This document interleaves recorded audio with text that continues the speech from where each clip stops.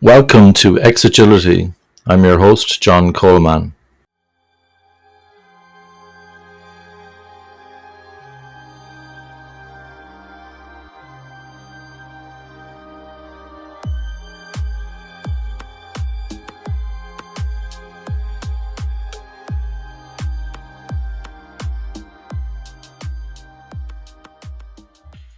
Brian, how are you doing today?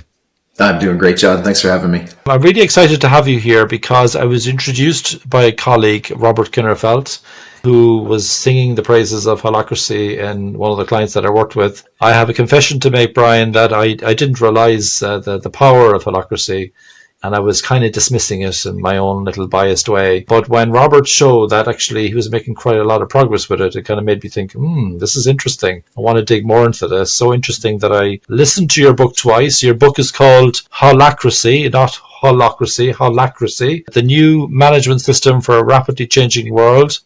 And the foreword is by David Allen. I believe you got two versions of the book for different markets, but it's essentially the same book. And that's what we're going to talk about today. But before we get started, Brian, how did you even discover Holacracy, and where did Brian come from? What's your background and how did you discover this whole idea? Yeah, so my background is in software. I'm a software engineer originally, long ago. And I was building my first sizable company, a software company, about 20 years ago, a little more than that now. I founded that company. And I guess unlike a lot of entrepreneurs, what drove me was not the specific product or the service we were building, but how we were building it. I had this just driving sense, there's got to be a better way to do this, right? From a software architect's point of view, the way we've designed and architected most companies leaves a lot to be desired. It doesn't make much sense. It's not a very clean design. And I had realized earlier in my career that so many of the challenges I was running into were not technical challenges. They were challenges in the human system and the management system around us. So I started my software company as an experiment ground, as a laboratory.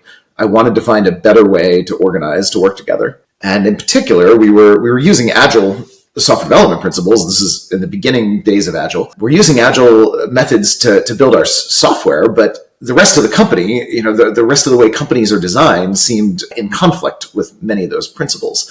So the question became, how do we make the entire way we organize, not just how we build software, but everything in the management framework? How do we get all that to align with these Agile principles, to be more agile, more adaptable? And I didn't have an answer. This Holacracy didn't come from theory, right? It came from experimentation. It came from, let's try stuff and let's see what worked and keep what works and throw out what didn't. And some of what emerged is never what I would have thought to design, but it worked, right? And over years of experimentation, that was what led to Holacracy. That's really interesting. There would have been lots of options out there on the market at the time, right? So you probably looked at some things out that were out there. So what made you think that we needed something new in the market? What was it that drove you to say, well, these things that are available at the moment, they're not really hitting the target for you? Yeah, we tried many things. We tried other methodologies and each of them had something to offer. I mean, each of them had pieces, and you'll see pieces of a lot of different methodologies kind of integrated into Holacracy, but none of them really did the overall thing I was looking for, right? None of them gave a space where people could have real clarity on what decisions they can make without having to talk to anyone else or call a meeting. What are the limits on their decision making? When do they need to align with somebody else and why? None of them gave the level of voice I wanted so people could really drive change. The measurement stick I was using, if you will, is how can I build a company where anything sensed by anyone, anywhere in the company that could be better has somewhere to go where it can get rapidly and reliably processed into meaningful change. And what I saw in most companies was so many obstacles to people driving change. And even in the other methodologies I looked at, some of them definitely helped, and none of them got where my intuition told us we could be, to a system where people had real power to drive real change really efficiently. And that's what I was looking for. So I kept looking until something emerged that seemed to be in that direction more than anything that I'd tried before.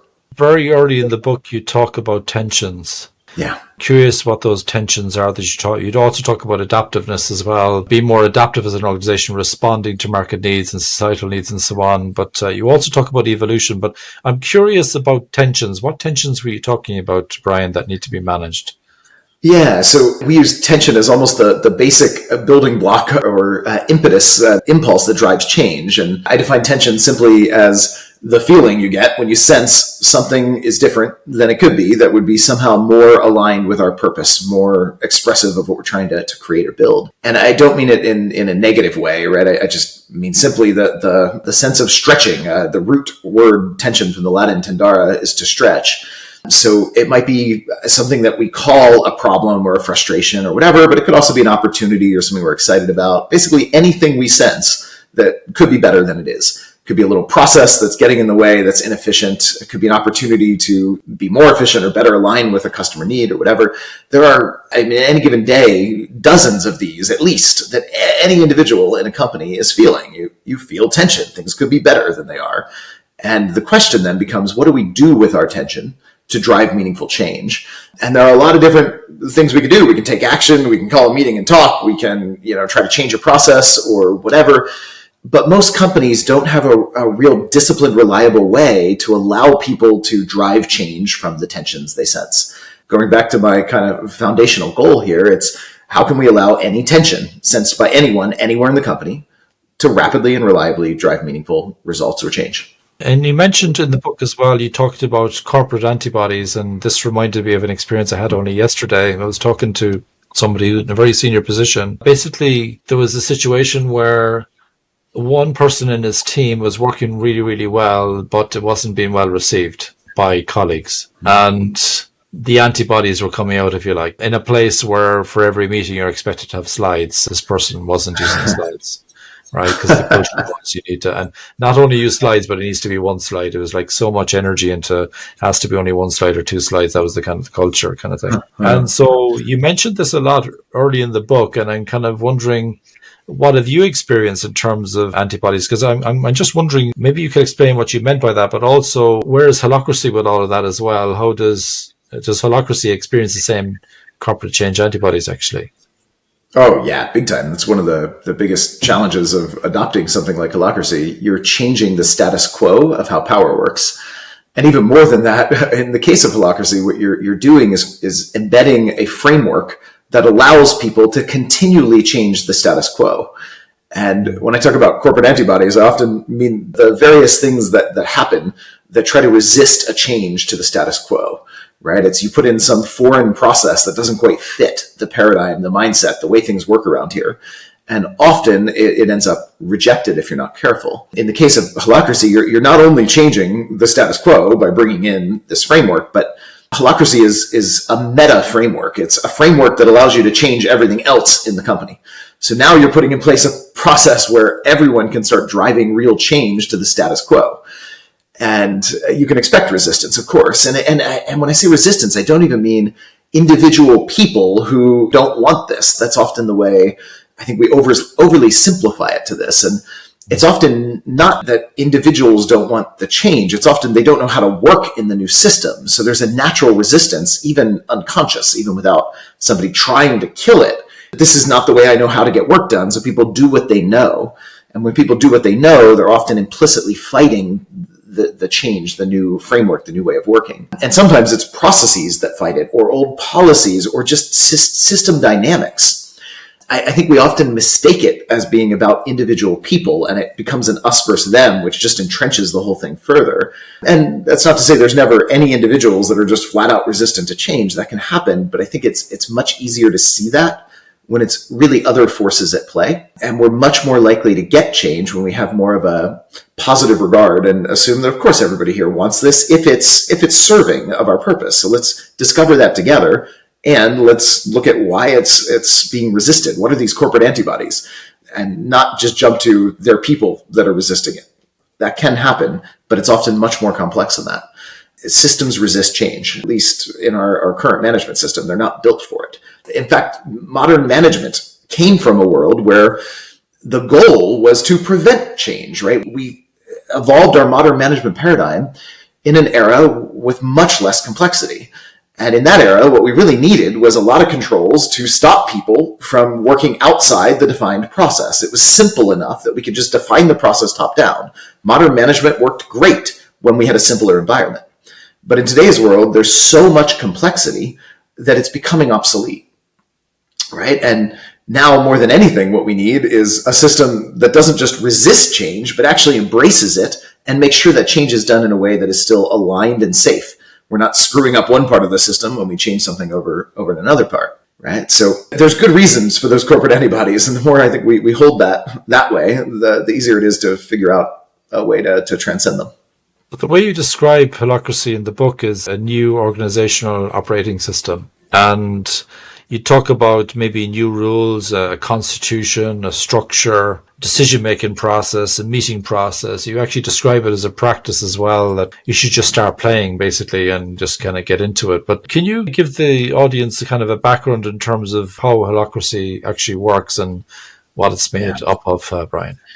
Yeah, so it's an alternative framework for organizing a company, and it doesn't use a top-down command hierarchy of managers. So once you've fully adopted Holacracy, there's nothing really left that looks like the conventional management hierarchy we're used to. That said, there are a lot of misconceptions that come out now if I don't speak to them.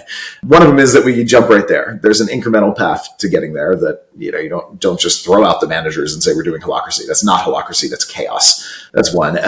Two, when I say there's not a top-down command hierarchy of managers, people sometimes assume I'm saying there's no structure. And that's not what I'm saying. Companies running with Holacracy have more structure, not less, than a conventional management hierarchy.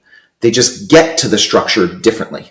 Instead of asking managers to impose structure, which frankly, in a complex environment, often ends up with the wrong structure that gets in the way. It's bureaucracy and you feel pain from structure. Instead, Holacracy embeds processes that invite everyone in a team to be part of evolving the team's structure. So we still have structure. In fact, we probably have more of it, but the structure is a better fit for the needs of the team because it's kind of emerging through the actual working together in every team.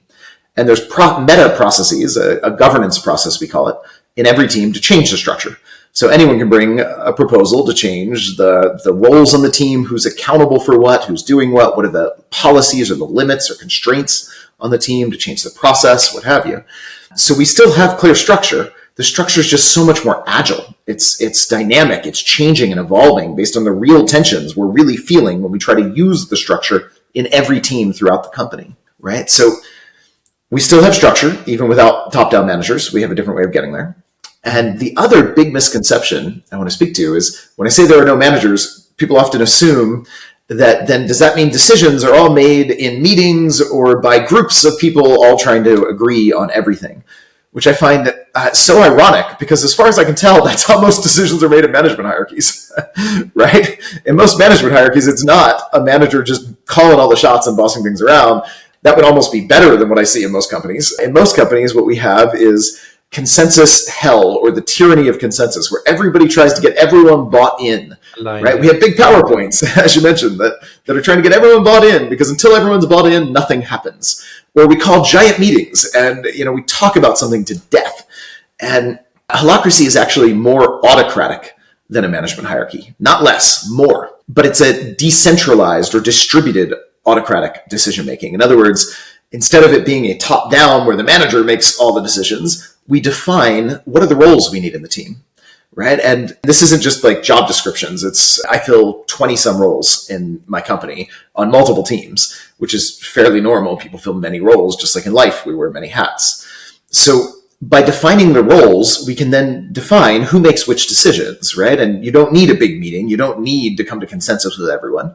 If we need constraints, we can define those, right? So for example, we have a role at my company that schedules our trainings. And that role chooses what cities we're doing them in. Our next training's in Amsterdam, our next live one. So, right, some role makes that decision. And it's that role's authority to make that decision. It's their job to decide which trainings or which cities we do our training in. And it's their job also to decide what venue we're going to use for that training. But there's also constraints. That role needs to find a venue that meets the needs defined by the trainer role that I fill. Right? I have certain needs of a venue. It's not my decision what venue, but it is my decision what are the core needs for a venue for the training. And then our training operations role picks the city and picks the venue. So what we're doing is clarifying the boundaries, who makes which decision. And when you clarify boundaries, you also clarify freedom. Right? I think there's often a mistaken goal when companies want more empowerment. They try to throw out structure. They try to throw out clear boundaries, clear expectations. And that doesn't get you an empowered team, right? If you tell your team tomorrow, good news, everyone, you're empowered. and you throw out everything, nobody acts empowered. They try to figure out what the boundaries really should be, because everyone knows there's really something they shouldn't do without talking to someone. Yeah. So the irony is, if you want to know your freedom, you need to know your limits. So what Holacracy does is give us a frame to clarify the freedom, who makes which decisions, within what limits. Because when that's clear, we can avoid the painfully long meetings. We can avoid all the consensus seeking. You know exactly who to talk to, for what, when, and you can really lead.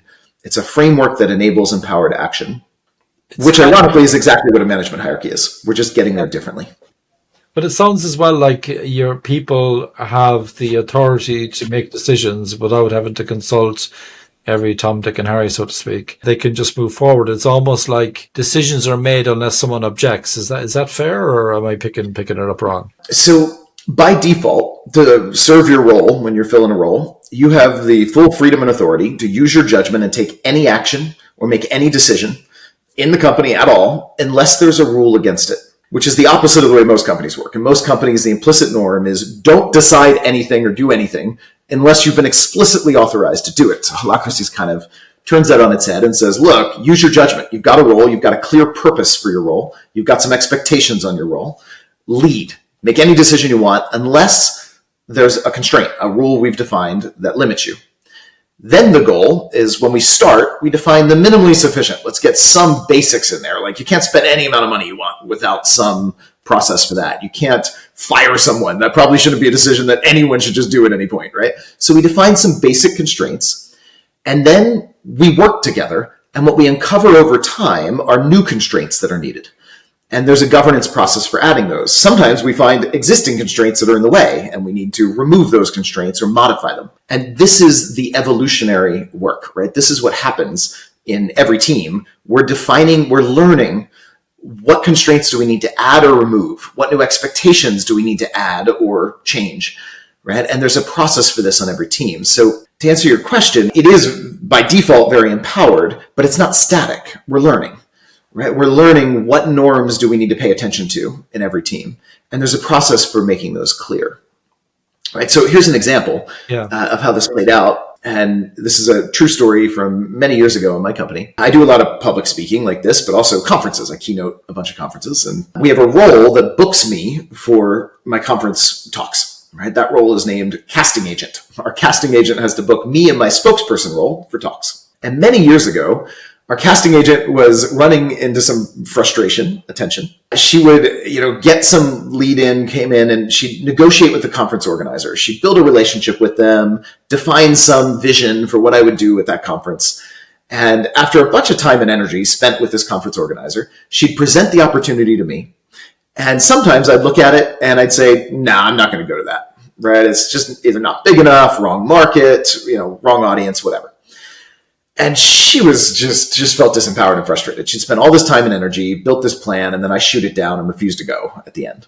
So what actually happened here, she brought this to the governance meeting, the marketing team, where both of our roles showed up. My spokesperson role and her casting agent role are in our marketing circle. It's called marketing team. So like every team, marketing is doing a regular governance meeting. And this can also be done asynchronously out of a meeting as well. She shows up in our governance meeting and she brings a proposal. She proposes adding an expectation onto my spokesperson role. She says, I want to be able to count on the spokesperson for documenting the criteria you're going to use for whether to accept or reject a speaking engagement and then sticking to it. And she said, if I could see that criteria in advance, then I could assess it myself and not worry about you shooting down an opportunity that I just spent a lot of time on, right? I can assess that early on. And in this governance meeting, it took about 2 minutes. There's a facilitated process here. It's a really cool process. 2 minutes later, she had an expectation added to my role. And then after the meeting, she's able to turn to me and say, so when will you have that done for me by? Give me an estimate. When do you think you'll have a draft of that for me? And the interesting footnote to this story, she was our newest hire right out of college. I'm the founder of the company and a seasoned CEO and executive for many years before. In what companies do you know where the newest hire right out of college can in 2 minutes add an expectation onto the founder and then turn to him and say, when will you have that done for me by? Right? That's what true empowerment looks like, because it isn't personal. It's not about our status. It's about her role and my role, and her role needs a new expectation from my role. And there's a way to add that.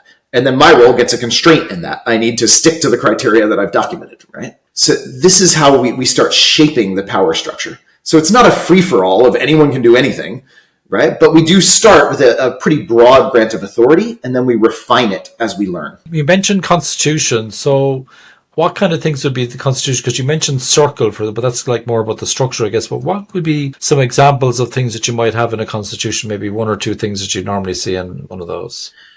Yeah, so to be clear, there is one singular constitution for Holacracy. It's not something each company defines and does for themselves. Okay. It defines the framework. That said, that's not to imply this is some kind of one-size-fits-all thing. It's just a framework. It defines the basics. It defines, here's how that governance meeting works, and here's what a role definition looks like. It doesn't tell you what roles you should have, and it doesn't tell you what structure your company should have. It doesn't tell you what policies or process. But it gives you the meta framework for here's how you define roles and then evolve them. Here's how you define constraints, right? Here's the basic authority someone has when they fill a role. It's your meta framework. It's an open source constitution. It evolves just like any open source software or operating system does. Sometimes the users of it will propose changes as they run into edge cases, and there's a whole community process to govern and evolve this thing. But yeah, all the thousands and thousands of companies doing Holacracy today are using that rule set. And I should say that constitution is modular. You don't have to adopt it all at once. You can start with one piece of it, and then add another piece and another piece. So you can kind of build towards this with time. And Brian, you mentioned circles as well. So there's other bodies of knowledge using circles as well. So Holacracy does some stuff around that as well. But just can you give me the Holacracy perspective on circles? Because you almost made team and circle sound equivalent a while ago, the way I heard it, but I don't know if that's what you meant. So is the reason that you say the structure is stronger because you've got circles linking together, kind of creating a very strong bond across the organization?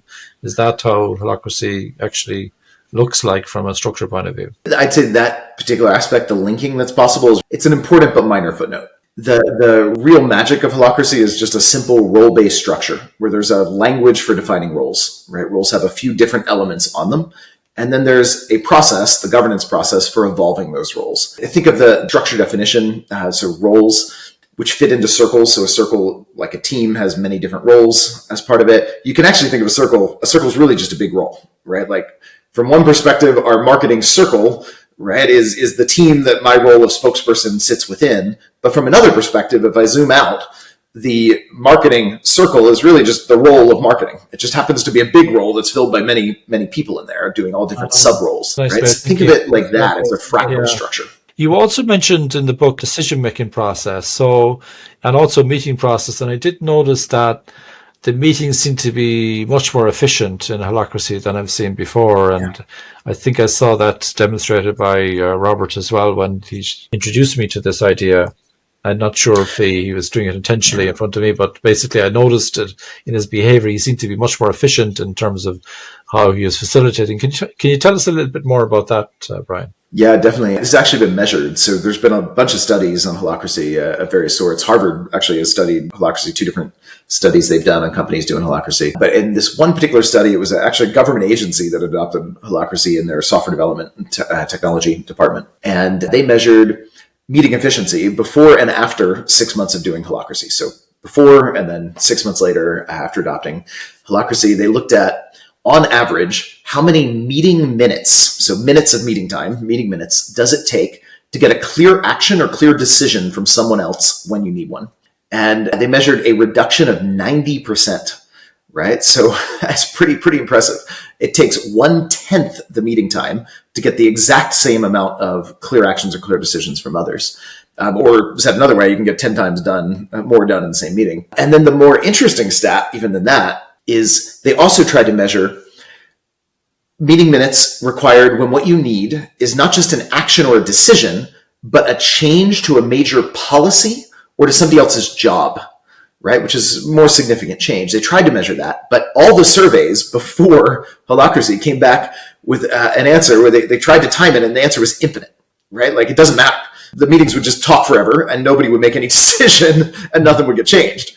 Sometimes over years, people would be trying to change some policy and it wouldn't get anywhere. After 6 months of doing Holacracy, the average meeting minutes required for a change to a significant policy or someone else's job was 22 minutes, I think it was. which is not just an efficiency improvement in meetings. It's a new capacity to adapt that the organization did not have beforehand, right? So there is both an efficiency gain, but also a new capacity, an effectiveness gain, which I think is even more significant. And this is thanks to two different meeting processes Holacracy adds. There's a tactical meeting for the operational decisions, execution, and then there's a governance meeting for these more significant changes of structure and expectation and power, who does what. Yeah. And they're really good meeting practices. That's one of the things that even when people don't adopt the whole of Holacracy, they'll often adopt the role-based structure and the tactical meeting process because it's just so damn clear and efficient.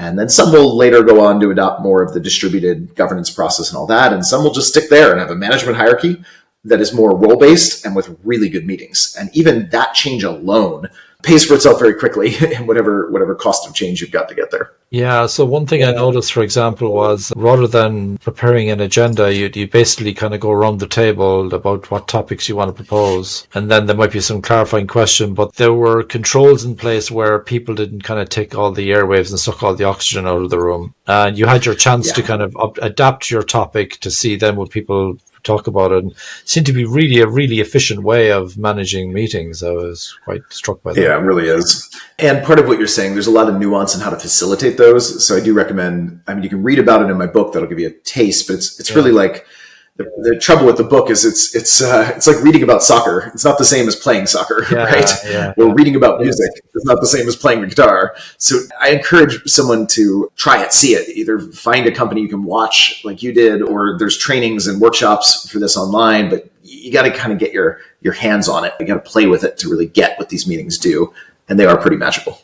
And how long are those training classes, the in-person ones, Brian? How long are they? Like 1 or 2 days, or what are you talking about there? No, the in-person deep dive training we have, the practitioner training, is 4 days. And we also have a hybrid virtual version of it where you watch videos at your own pace and then do practice sessions that are live.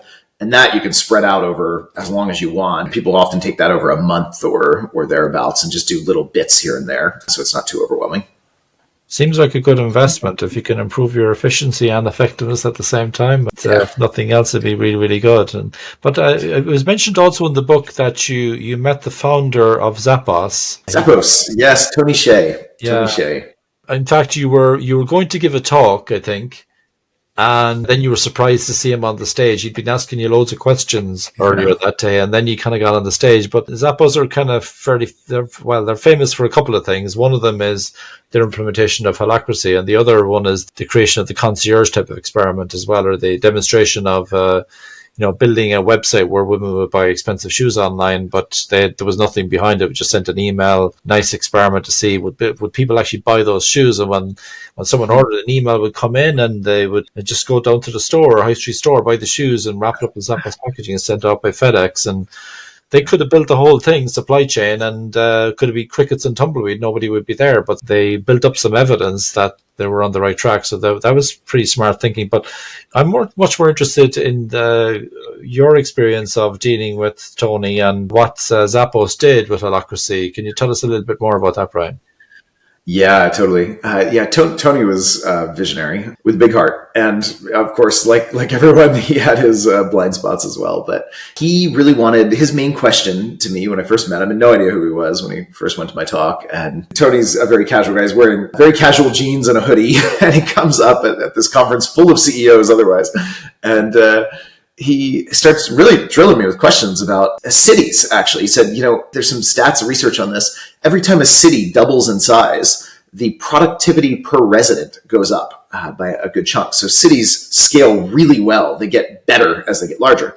But the research finds exactly the opposite for companies, right? Every time a company doubles in size, the productivity per worker goes considerably down. And so his question was, how do you run a company more like a city? How do you get the benefits of scale that a city does, that kind of positive impact instead of the exact opposite? And his main search for that was, how do we embrace more self-organization, which is what a city has. It's not a top-down planned controlled economy. It's a framework. There's a rule of law. There's some basic regulations. There's a framework that keeps people operating in a healthy, aligned way together, within which people have a lot of freedom to self-organize and figure out, where to direct their attention and what makes the most sense. And so he wanted a way to run a company like that. which is exactly what holacracy is. Or so his metaphor was city. My favorite metaphor is the human body. Trillions of cells working together quite effectively, and no CEO cell bossing the others around and telling them what to do, right? There's not a command hierarchy of cells here. There's a self-organized structure within an aligned framework. And so Tony was looking for that. He had already, I think, exceeded what most companies had done culture-wise. He built a culture that was really impressive. And again, not without its limits and weaknesses like any, but it's hard to deny the power of the culture he built. But he still found a limit. He found there's only so far you can go with culture. And I see this in a lot of really inspiring progressive companies today. They're trying to create a new culture. And I love it. That's an important component, right? You're not going to succeed at holacracy if you're not also looking at creating a new culture. But you need both. You need system or framework, and you need culture if you want to transcend the limits that we have in most companies today. And many companies today are hitting the limits of what they can do with culture, because your system, your power structure will pull down your culture if you're using the traditional one past a point. And that's what he was hitting. So he was looking for, how do I add system and framework and that kind of thing that fit with this culture of empowerment and real responsibility and adaptability to the customer and all of that. And holacracy was his answer for that. And how long did it take Zappos to actually implement holacracy, do you recall, Brian? Were you involved with that yourself, or did they kind of do it independently after they quizzed you? Yeah, no, my company was involved in where we do a lot of that kind of coaching. We were the main coaches for them up until a point at which they then took it back over in-house, which was the plan, and then continued from there. The challenge in answering that question, it's kind of like asking, how long does it take to master, a sport or music or whatever? There's really no endpoint. So, you could ask how long until you hit kind of an ROI. And for any team, I'd say the average might be about 6 months of real practice. And now you're probably far better off, and you've paid for the cost of change. And that's highly variable. I've seen teams do that in weeks. And I've seen teams struggle for a year, especially if they don't get the right coaching and they don't have the right people involved, and still not really hit that point where they're in the new groove. And then across a bigger company like Zappos, it's about 2,000 employees, kind of have to go team by team. You're not doing it all across the whole company at once. But even then, even once you hit that point of like, all right, we're in this new groove, it's more effective than what we had, the ROI is there, you're still learning, you're still improving, you're still getting better and better at it, and leveraging this new social technology, this new operating system more and more. So there's really not, it's not an implement done, it's change the framework and then continue learning and improving. And, it's an ongoing journey of continual evolution at that point. Of course, I do a lot of people in change myself, and what I see very often is you put in some technology, it could be a framework or something, and the human condition has a habit of trying to, just corrupt whatever the thing is that they're putting in. So, like, if you were to give some tips to executives out there in terms of how they can avoid holacracy, their adoption of holacracy falling into some traps that maybe you've seen before, what would be some kind of tips and tricks that you might advise these executives and coach supporting these executives so that people don't kind of fall into maybe the same potholes that maybe other practitioners would have fallen into earlier in holacracy's lifespan? Yeah. So the general overall thing I'd say is get help. This is deceptively simple looking, and it's not simple to do the behavior change to get there. It's a significant shift. That doesn't mean it has to be difficult or hard. It's just easy to go off the rails and not realize it if you haven't been through this before. So either get to a training and train some internal people, or bring in a coach or some. There's a network of certified coaches all over the world for this now. Get a good coach who can guide you through this journey and model what this really looks like. That's going to prevent all of the many things that can happen over time if you've got somebody who knows those pitfalls and is helping you. But some of them, for example, are sometimes people will go crazy trying to define the perfect role structure up front, which is ironic because the whole point of holacracy is to allow the role structure to evolve and adapt based on real tensions over time. It's not about perfecting the structure up front. It's start where you are and let the governance process evolve the thing, right? Some companies, they'll just try to translate their job descriptions directly into holacracy roles, and that also doesn't work, right? So start where you are, but it's not a direct translation. There's some work to do to get a starting structure. That's what I would be worried about. Sometimes you hear with change, the more things change, the more they stay the same. And sometimes what they Yeah. do is they look, okay, I'll make a circle for this, and I'm going to be the lead link or whatever they're going to call it for that particular thing. And so the way they set it up, it's actually the same org, but they've just done something with circles and stuff. Yeah. So have you any Yep. additional tips and tricks that might be help people to even see that that's actually happening? Because an executive might think, well, this is a really good thing to do and we want this to happen, but something is happening in the adoption where it's not the way you'd like to see it, Brian. You know what I mean? Yeah. So one of the things I'd say is get a reference point of what this should feel like when it's done well, because it should not feel like business as usual. Yeah. One of the things we often do with executive teams, even ones that are going to do their own internal support for this, is we start with a little workshop with just the executive team where we walk them through the meeting processes with their real stuff going on, and we walk them through a starting role structure. And the point of that is partly to help them sense, is this what we want to do? But it's not just that. It's to give them the reference point. Here's what this should feel like. Here's how decision-making should look in this new mode. It should not look like everyone talking and coming to consensus, which is what it often does before Holacracy. Here's what it should feel like. Get that reference point, whether it's having a little workshop like that, or whether it's getting to another company and watching them when they already do this well, or whatever. Get that reference point. It should feel different. It should feel quite a bit different. And Brian, you mentioned that Holacracy has been used, I think you said, in thousands of organizations. And there's lots of certified coaches. There's also support. There's an open source community to update the constitution and so on, that sounds really healthy. What are the main industries where Holacracy has been prevalent? Or where are the kind of sweet spots, would you say? You might say, well, it can be used anywhere, but where have you seen it kind of being used the most? I'm really surprised how diverse it is. I don't have an industry answer. I do have an answer, but it's not about industry. I've seen blue collar, white collar, high tech, low tech, manufacturing, retail, service. I mean, you name it. Government agencies, a bunch of them. It's across the board. What seems to define it is actually more about the existing leadership that's bringing it in. It's usually brought in companies that are already doing some really cool stuff, right? Leaders who have done a lot of personal development work on themselves, leaders who have a certain consciousness already, who are already out there. Like Tony at Zappos was already pioneering. How do we have a culture that allows people to really thrive, that's more conscious in a way? It's usually brought in by people that just simply have more capacity to see and work with complex adaptive systems, who have more to bring in that way.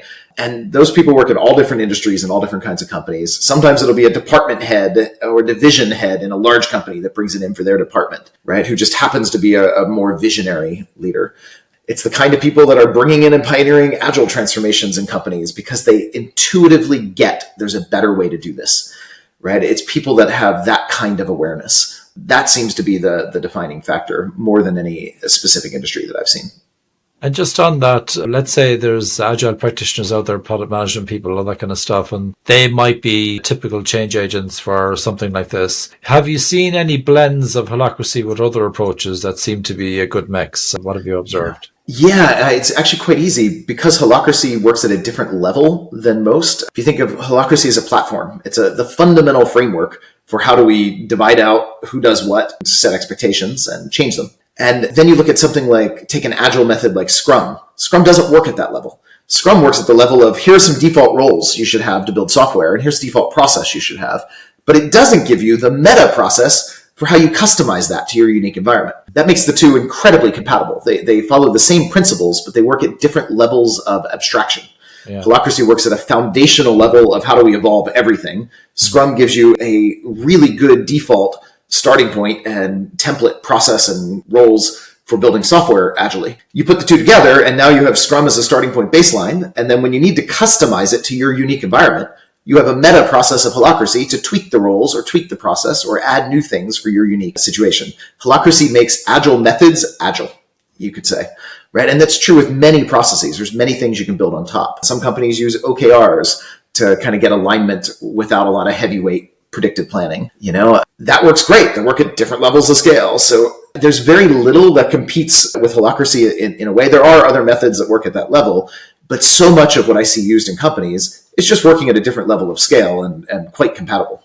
Brian Robertson, thank you so much for coming on the Extra podcast. It's been an absolute pleasure learning all about, well, a little bit about holacracy, and the training sounds really interesting. I might check that out myself sometime. Thank you so much for coming on Thank the you, show. John. Thanks for having me.